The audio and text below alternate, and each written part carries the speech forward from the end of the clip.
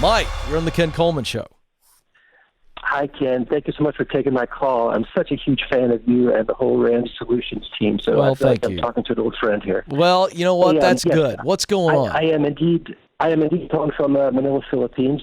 I have three questions that are sort of interconnected. Let me give you those, and then I'll give you some supporting information and turn it back over. Okay. I'm transferring out of my position, and so I want to know what is the timeline? What's a typical timeline for hiring or being hired into an executive level position? Okay. Should I consider a search agent or a headhunter type service?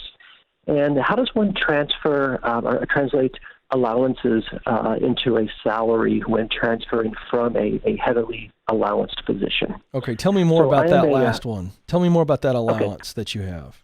So I'm a government employee. I'm a foreign service officer with the U.S. State Department, and my job is I manage the internal functions of embassies overseas.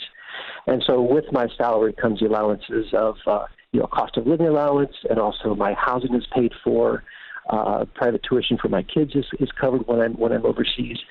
How does that translate into a salary for as a job offer for another company? Yeah. Well, since we're on that one, let's work from 3 to 1. How's that sound? Since we just went through that. Let me give you some a little bit more support information. I have a master's degree in supply chain management, which is that's what I do, what I really enjoy. Okay, good. Big hat tip to Anthony O'Neill. I have 2 debt-free degrees. Yeah. I am 52. My wife is 45, and we have 3 kids in high school.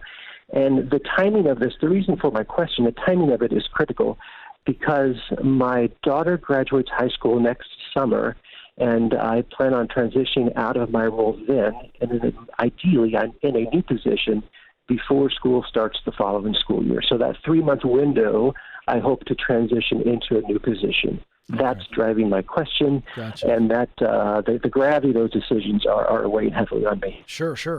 Okay. Let's see. All right, we'll start with number 1. What's the timeline for being hired into an executive position? There is no firm, fast answer to that. There's just not, because it's highly individualized, right? So there's so many factors at play. A, is the position open? How long are they going to take to fill it? All these factors. So there's no way I can give you a good answer there because it just doesn't exist. However, let's put this in context to what you just said. So here we are about a year from now, you'd like to be in the transition process. So I'd begin starting that process now.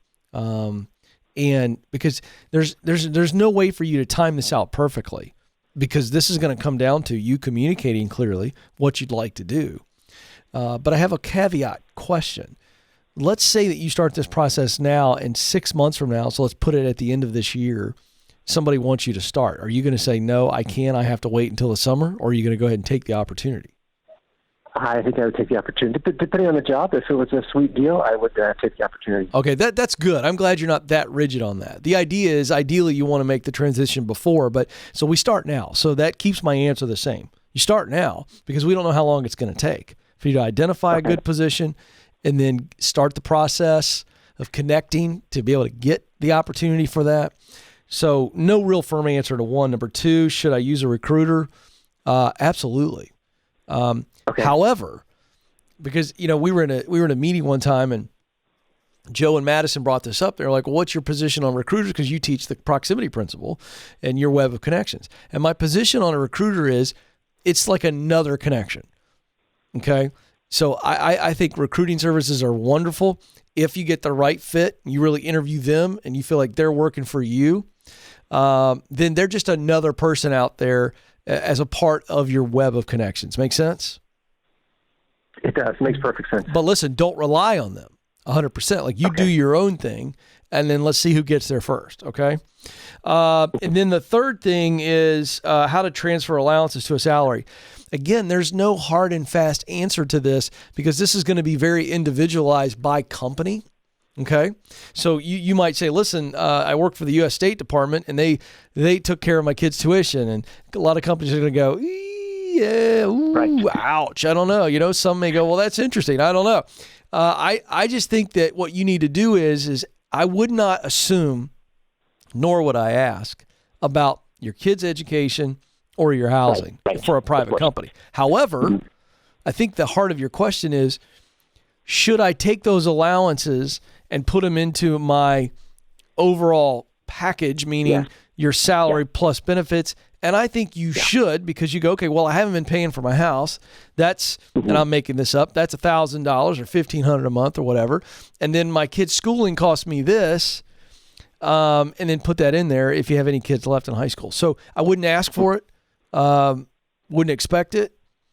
You could bring it up in conversation and go, well, here's my salary needs based on this, and let them know that you had those allowances. And that's a natural way to discuss it without you asking. That's what I would do there. Okay. Yeah. That makes perfect sense. All right, Mike. Listen, man, I really appreciate the call. Thank you so much for your kindness, and really impressed with you. You've got your head on straight, 52, been serving our country, and now looking to get into the private sector. Really exciting times. Good for you.